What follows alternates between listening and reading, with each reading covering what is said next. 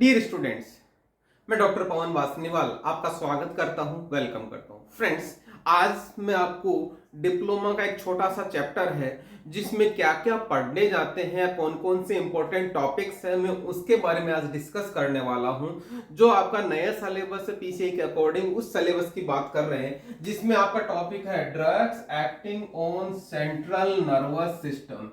Friends, इसमें drugs acting on central nervous system मतलब हमारे मोटे तौर पे बात करूंगा तो हमारे ब्रेन पे जो काम करने वाला सिस्टम है, जो दवाइयां होती है उनकी कैटेगरी आपको कौन कौन सी पढ़नी होती है। हालांकि बहुत सारी मेडिकल साइंस में या मेडिसिनल केमिस्ट्री में या फार्माकोलॉजी में बहुत सारी कैटेगरीज होती है, लेकिन आपके सिलेबस में बहुत लिमिटेड ड्रग्स हैं। उनके बारे में आज बताने वाला हूं और कौन कौन सी कैटेगरी है। सबसे पहले हमारा यहाँ पे जो टारगेट ये है कि जो कैटेगरी है उसके बारे में जानना कि वो कैटेगरी कौन सी है। वो चीज समझ में आएगी तो हमें आगे चीज समझ में आएगी कि हमें क्या पढ़ना है या उसका डिटेल क्या है। तो आपका जो पहला है, सबसे पहली कैटेगरी है एनेस्थेटिक्स। एनेस्थेटिक्स का मतलब होता है दोस्तों loss of sensation. Loss of sensation मतलब ध्यान देना, हमें कहीं पर भी पिन चुभाई जाती है तो हमें बड़ा दर्द हो जाता है, कहीं पर ज्यादा तेज टेम्परेचर है तो वहां हमें पता लग जाता है, आइस को हम छूते हैं वहां पता लगता है, मतलब हमारे सेंसेशन आ रहा है। यदि हम ऐसी दवाई लगा लें जिसमें हमें वहां पे सपोज मैंने यहाँ इंजेक्शन लगाया, मेरे इस हाथ में आगे वाले पार्ट में कुछ पता ही नहीं लग रहा, सेंसेशन नहीं हो रहा, उसको हम बोलते हैं लॉस ऑफ सेंसेशन। मतलब इसको हम यूज कहां करते हैं? जनरली सर्जिकल ऑपरेशंस में, जहां सर्जरी की जाती है उस टाइम पे इसको यूज किया जाता है। इसकी जो डेफिनेशन बन रही है यहाँ पे, इसकी जो डेफिनेशन बन रही है लॉस ऑफ सेंसेशन। ओके, तो एनेस्थेटिक का मतलब शायद समझ में आ गया आपका कि लॉस ऑफ सेंसेशन होता है जिसको हम जनरली सर्जिकल ऑपरेशंस में इसको यूज किया जाता है। जो आपके सिलेबस में है उसको मैं थोड़ा सा और क्लेरिफाई कर दूं तो मेरे ख्याल से शायद समझ में आ जाएगा। वो है आपके सिलेबस में जनरल एनेस्थेटिक। जनरल एनेस्थेटिक का मतलब होता है, वैसे एनेस्थेटिक दो तरीके के होते हैं, लोकल एनेस्थेटिक और जनरल एनेस्थेटिक। लोकल एनेस्थेटिक का मतलब है कि एक पर्टिकुलर टाइप जगह हम इंजेक्शन लगाते हैं, वो दवा लगाते हैं जिसमें आपका पर्टिकुलर एरिया वो एनेस्थेसाइज हो जाता है, मतलब वहां पे सेंसेशन खत्म हो जाता है, जिसपे डॉक्टर पर्टिकुलरली वो ऑपरेशन या जो भी उसको प्रोसीजर करना होता है वो कंप्लीट कर लेता है। जैसे डेंटल सर्जन यहाँ पे इंजेक्शन लगाता है, आपका दांत उखाड़ देता है तो इमीडिएटली आपको पता ही नहीं लगता और दांत उखड़ जाता है, वो आपका लोकल एनेस्थेटिक हो गया। लेकिन आपके जो सिलेबस में है, जो आपको दिया गया है, वो है जनरल एनेस्थेटिक। जनरल एनेस्थेटिक का मतलब है होल बॉडी आपकी पूरी एनेस्थेसाइज हो जाएगी, आपकी बॉडी में कहीं पर भी ऑपरेशन करें वहां पे आपको कुछ पता नहीं लगेगा, उसको बोलते हैं जनरल एनेस्थेटिक। तो ये मेरे ख्याल से समझ में आ गया होगा एनेस्थेटिक का मतलब क्या है, जो जनरली कहां यूज होता है, सर्जिकल ऑपरेशंस में यूज होता है, सुन्नपन हो जाता है जिसको अपन बोलते हैं नम्बनेस। ओके, दूसरा पार्ट आता है दोस्तों, दूसरा जो आपको चैप्टर पढ़ना सेडेटिव एंड हिप्नोटिक्स बोलते हैं। Sedative and hypnotics generally students बहुत ज्यादा कंफ्यूज होते हैं, इसको एक जनरल टर्म और बोली जाती है जिसको अपन बोलते हैं ट्रॉन्क्यूलाइजर्स। और दूसरा एक नाम होता है जिसको अपन बोलते हैं स्लीपिंग पिल्स। मतलब शायद समझ में आ गया होगा, स्लीपिंग पिल का मतलब समझ में आ रहा होगा कि ऐसी दवाई जिसको लेने से नींद आती हो, स्लीपिंग पिल कहलाता है। इसको इजी मोड में और समझिएगा, देखिए समझना कैसे कि यहाँ पे यदि कोई पेशेंट है, कोई बहुत तेज एक्साइटमेंट में है किसी, या हम अभी काम कर रहे हैं, हमारा पूरा बॉडी काम कर रहा है, जब हम सो रहे होते हैं तो हमारा पूरा बॉडी कोई काम नहीं कर रहा होता, हम बिल्कुल नींद में सो रहे होते हैं, मतलब हमारा एक्साइटमेंट बिल्कुल डाउन पे आ गया। मीन टू से यहाँ का इसका मतलब हो गया कामिंग और रिलैक्सिंग इफेक्ट ऑन सीएनएस।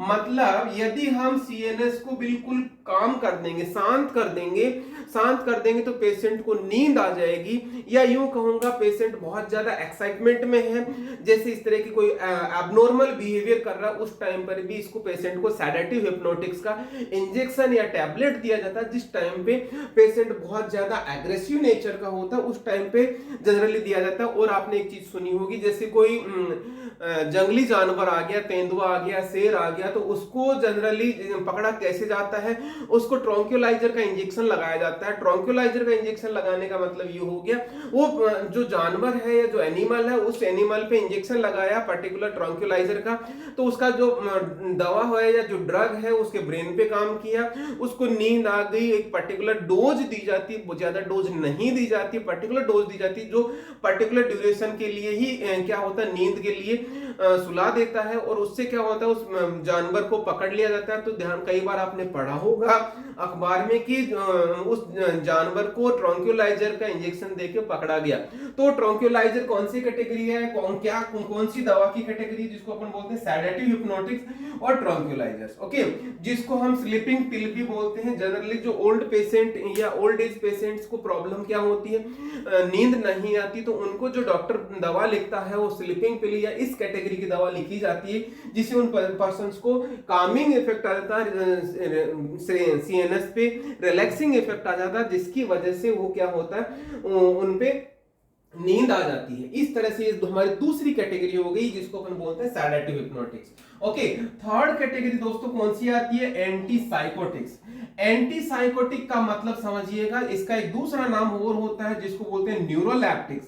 आपको एग्जाम में जिस तरह से मैंने आपको यहां पे बताया है, सेडेटिव हिप्नोटिक का दूसरा नाम है ट्रॉन्क्यूलाइजर्स, एक तीसरा नाम है स्लीपिंग पिल्स के नाम से भी जानते हैं, उसी तरीके से यहाँ पे एंटी साइकोटिक का दूसरा नाम है न्यूरोलैप्टिक।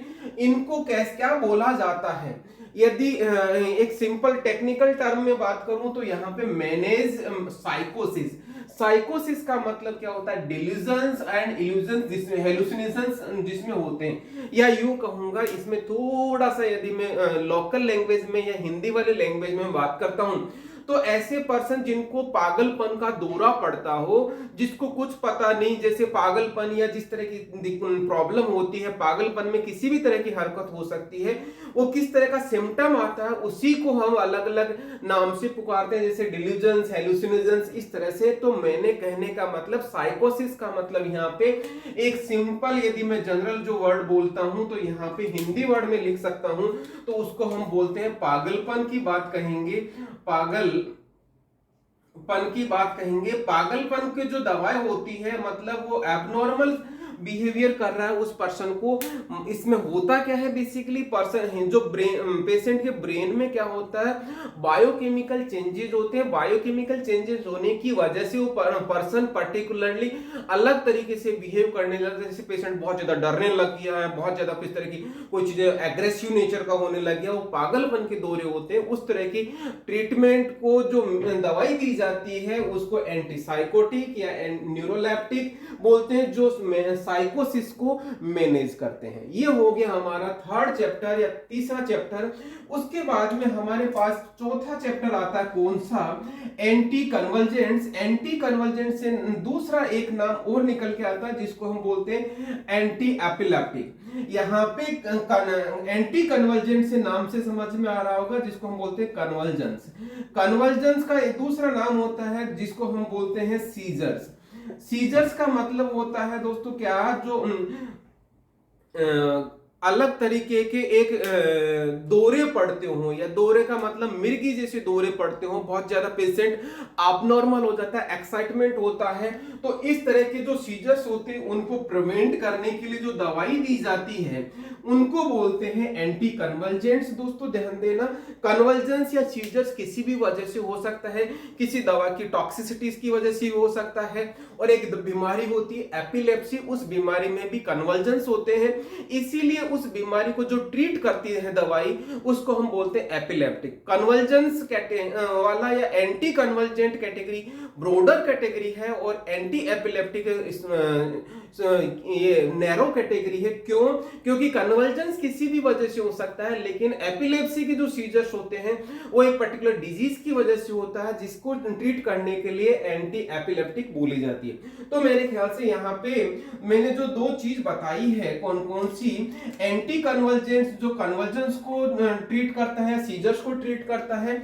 एंटी एपिलेप्टिक हम किसको बोलते हैं, जो एपिलेप्सी की वजह से जो सीजर्स आते हैं उनको ट्रीट करने के लिए यूज करने वाली दवा को हम एंटी एपिलेप्टिक बोलते हैं। इस तरह से हमारी ये चौथी कैटेगरी हो गई। पांचवी कैटेगरी कौन सी है?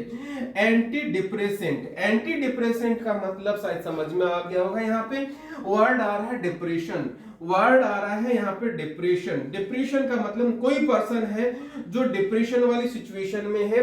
यहाँ डिप्रेशन भी अलग अलग तरीके का होता है। किसी को सोसाइटी की वजह से हो सकता है, किसी को अपना धन खोने की वजह से हो सकता है, किसी को कोई सिचुएशन इस तरह की क्रिएट हो गई उसकी वजह से हो सकता है। तो कहने का मतलब उसको डिप्रेशन भी अलग अलग तरीके का होता है। और उस डिप्रेशन को ट्रीट करने के लिए तो मैंने आपको यही बताया, ट्रीटमेंट ऑफ डिप्रेशन। जो सोशल एंजाइटी भी हो सकती है।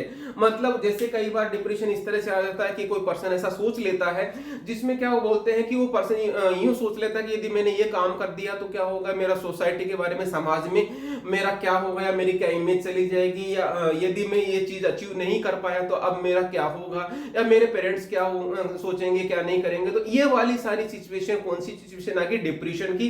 तो इस तरह की जो सिचुएशन होती है उसमें जो दवाई दी जाती है, जो डॉक्टर दवाई देता है, उस जो दवाई दी जाती है उस दवा को हम बोलते हैं एंटी डिप्रेसेंट वाली कैटेगरी में। तो फ्रेंड्स यहाँ पे मैंने आपको 5 कैटेगरी बताई है जिसमें आपको मेन एग्जाम में यदि क्वेश्चन पूछा जाता है तो सबसे पहले आपको वो डेफिनेशन लिखी जाती है। डेफिनेशन क्या होती है? यहाँ पे एक सिंपल जनरलाइज यदि मैं आपसे सवाल पूछता हूं आज की क्लास का, तो यहाँ पे समझना, ऐसी ड्रग्स या give the name of the drug categories, give the name of drug categories which belongs to central nervous system। तो हमारे पास आपके सिलेबस के अकॉर्डिंग 5 कैटेगरीज हो गई, जिसमें पहली है जनरल एनेस्थेटिक जो लॉस ऑफ सेंसेशन करता है, दूसरा सेडेटिव हिप्नोटिक्स है जिनको स्लीपिंग पिल्स और ट्रंक्युलाइजर्स बोलते हैं जो कामिंग इफेक्ट देते हैं सीएनएस पे, एंटी साइकोटिक जिनको न्यूरोलेप्टिक बोलते हैं, मतलब यहाँ पे साइकोसिस को ट्रीट करने वाले ड्रग्स को हम एंटी साइकोटिक्स बोलते हैं। तीसरा नेक्स्ट आता है एंटी कन्वर्जेंट्स जिनको एंटी एपिलेप्टिक भी कई बार बोला जाता है, लेकिन एग्जैक्टली एंटी कन्वर्जेंट और एंटी एपिलेप्टिक अलग अलग होते हैं। जो सीजर्स को ट्रीट करते हैं उनको एंटी कन्वर्जेंट्स बोलते हैं, एपिलेप्सी वाले सीजर्स को ट्रीट करने वाले को एंटी एपिलेप्टिक बोलते हैं। उसी तरह से एंटी डिप्रेसेंट हमारा 5th कैटेगरी आएगा जिसको ट्रीटमेंट ऑफ डिप्रेशन या सोशल एंजाइटी, इन सभी को ट्रीट करने के लिए जो दवा दी जाती है, जो दवाई दी जाती है उनको बोलते हैं एंटी डिप्रेसेंट। ये हो गया हमारी 5 कैटेगरी। नेक्स्ट क्लास में मैं आपको सारी की सारी कैटेगरीज का अलग अलग क्लासिफिकेशन जो आपका सिलेबस है उसके अकॉर्डिंग बताऊंगा, कौन सा क्वेश्चन इंपॉर्टेंट है, ये किस तरह से लिखा जाता है वो चीज बताऊंगा। दोस्तों इस चैनल को जितना हो सकता है शेयर करें, अपने फ्रेंड सर्किल के बारे में बताएं, और फिर से मैं एक नया वीडियो लेके आऊंगा। तब तक धन्यवाद, थैंक यू वंस अगेन।